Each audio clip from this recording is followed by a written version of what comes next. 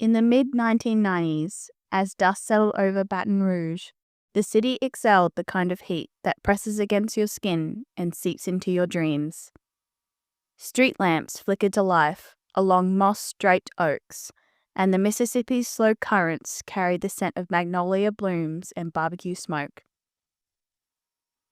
Life here moved at its own unhurried southern rhythm until a shadow slipped in among the shutters and front porches. Residents of Baton Rouge began living in fear due to the numerous brutal unsolved homicides which appeared to be linked. This episode contains graphic descriptions of violence, dismemberment, and necrophilia. Listener discretion is advised. On June 24, 1962, Sean Vincent Gillis was born to Norman and Yvonne Gillis. Norman battled alcoholism and mental illness, at one point even holding a gun to Sean's head, threatening to kill the pair. Norman was taken away from the family and cycled through mental institutions. He was a troubled man and had created a lot of difficulty in Sean's early life. At school, Sean was described as being a loner, not having many friends, and not partaking in any after-school activities such as sport. His teachers noted that Sean's parents were absent from his life and that he was deeply troubled. Yvonne, working at a local TV station, raised Sean with help from his doting grandparents, and despite his father's absence, he enjoyed a fairly stable childhood. When Sean was 10, he and his mother moved to a new neighborhood. Neighbors remembered him as being a bit of a bully on the playground. At Yvonne's insistence, he attended a Catholic elementary school and later transferred into a Redemptorist high school in 7th grade. In his teens, Sean and two friends explored local satanic gatherings for the thrill and experimented with marijuana, earning a few minor run-ins with the law. Reconnecting with his father at 17 brought Sean closer to Norman, until he discovered his father's homosexuality after finding explicit photos, a revelation that shocked him. After high school, Sean landed a job at Southland Corporation's 7-Eleven chain, but drifted from store to store, becoming increasingly glued to his home computer. He fixated on extreme pornography involving violence and death, neglecting work and other responsibilities. His growing tech interest did lead him to pursue a computer certification at community college. 2 years later, through a mutual friend, Sean met Terry Lamone. Their relationship got off to a rocky start. After an argument on their first date, Terry slapped him, and after his tearful reaction and his promise that violence would never shadow their relationship, she gave him another chance. She felt like she was safe with him. After meeting each other, it was described that Sean had finally met someone who truly loved him, a perfect pair. Sean had a strong relationship with his mother, Yvonne, who tried her hardest to provide for Sean in a way that was best for him. In 1992, Yvonne accepted a job in Atlanta and Sean stayed behind. As she settled into her new life, Sean's behaviour grew more erratic and he felt abandoned by her. He didn't have the skills to live a life on his own, even though he was 29 years old at the time. He had a difficult time when she left, however, he also saw this as an opportunity. He was arrested at the time for peeping into neighbours' homes, claiming he had been searching for his cat, and received multiple traffic citations. His old actions unsettled neighbours who quietly hoped he'd move away. In 1995, Terry moved in with Sean. However, Sean had a dark side and vices that he tried to hide from Terry, until she noticed his growing pornography habit but had no idea how extreme his interests were. Terry worked at night, which gave Sean free rein to act on his violent impulses without her knowledge. On the 20th of March, 1994, Sean committed his first known murder, 82-year-old Anne Bryan. Anne Bryan was a sweet and respectable lady and had a loving family. In the evening, Anne was expecting her nurse for a regular checkup in the retirement village, leaving the door ajar. Sean entered Anne's room and attempted to sexually assault her and then fatally attacked her. The nurses found Anne the next morning. The police had no idea who had done this to her and why. The violence of the crime shocked even the most seasoned detectives. Nearly 5 years later, on the 4th of January 1999, Sean was out driving around at night looking for a woman. One woman walking those very streets was Catherine Hall.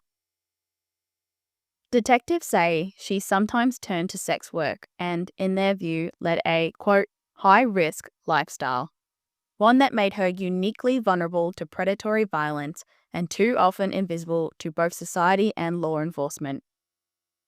Sean lured 29-year-old Catherine Hall into his car with a promise of oral sex, tried to strangle her with a zip tie, and when she fought back, stabbed her to death before removing her clothing and severely mutilating her body.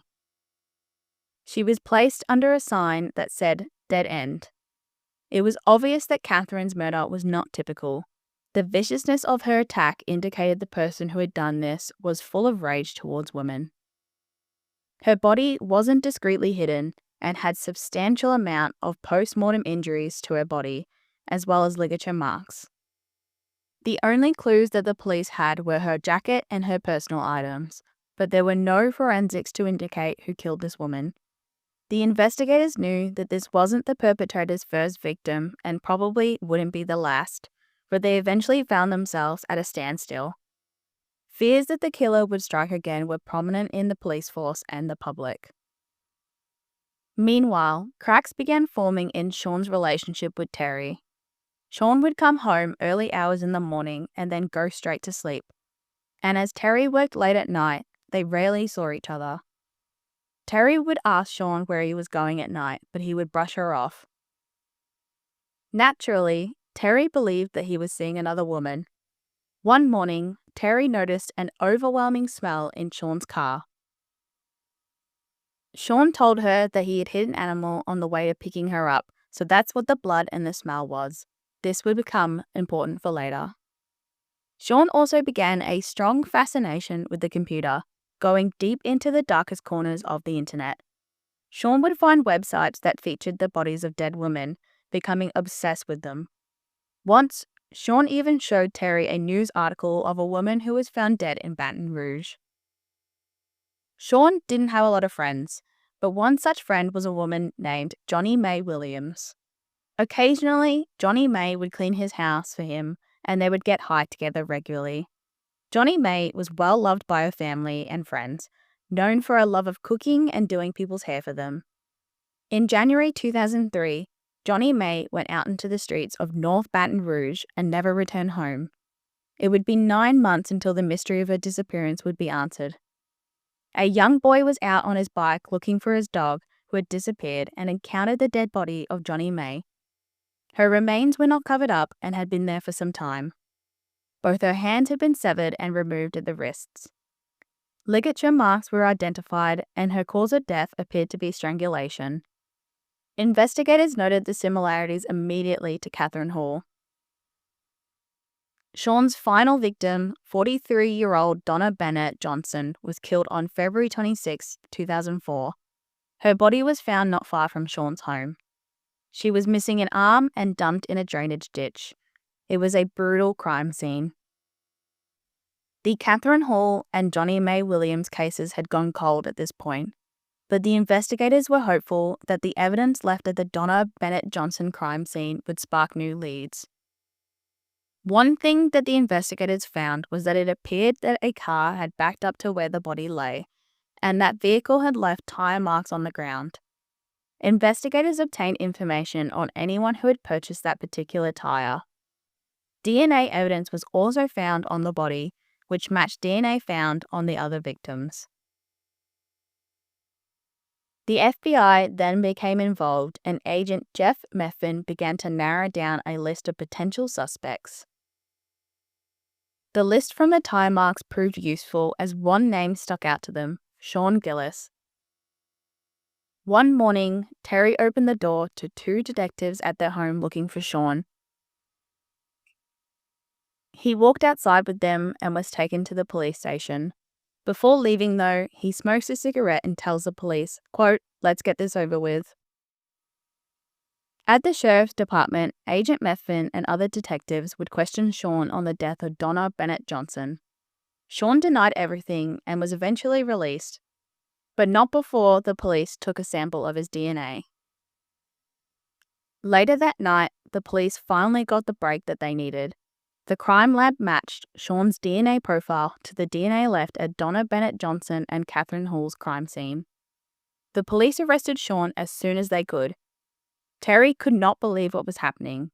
She went down to the police station and upon seeing Sean through the glass, asked him directly. He replied telling her, quote, "I'm sorry, honey bunny, but yeah."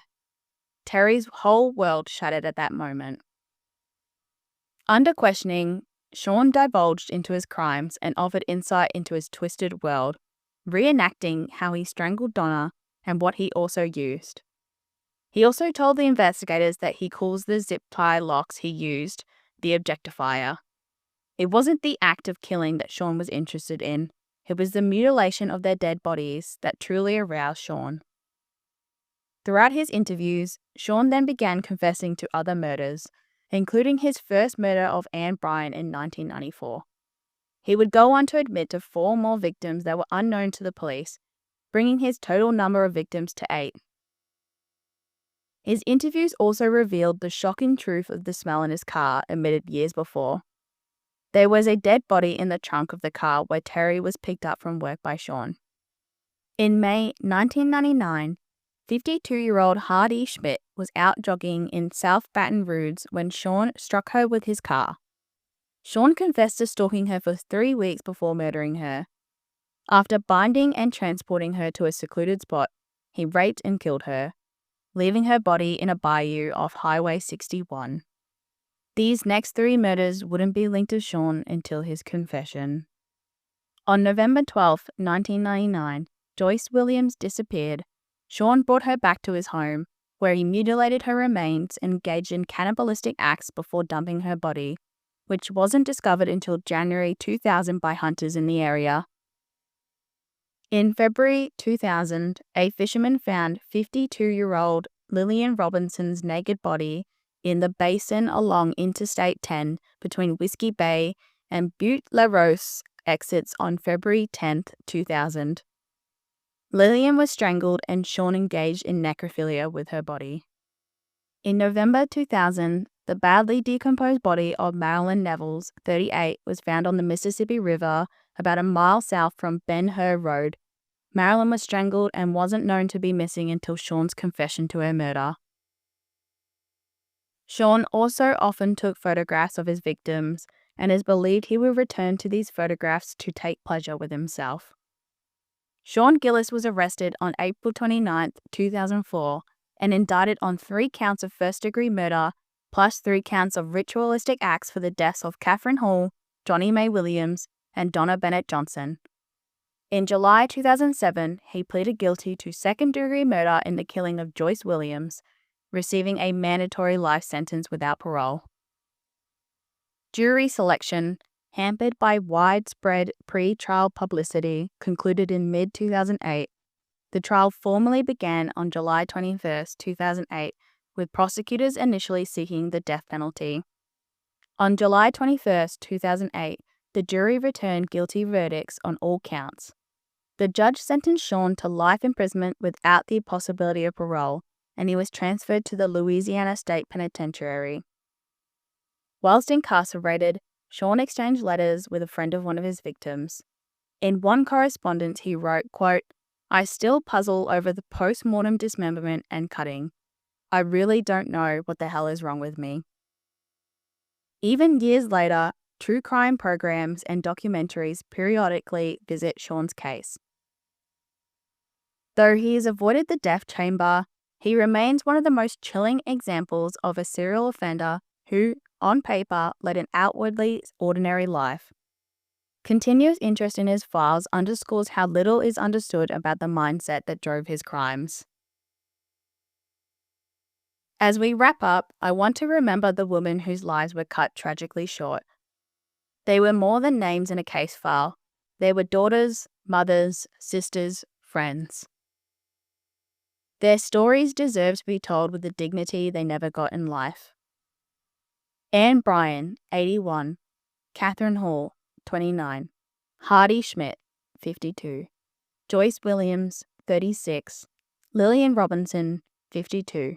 Marilyn Nevels, 38. Johnny May Williams, 45. Donna Bennett Johnson, 43. They each held dreams, aspirations, and connections that left a lasting impact on everyone they knew.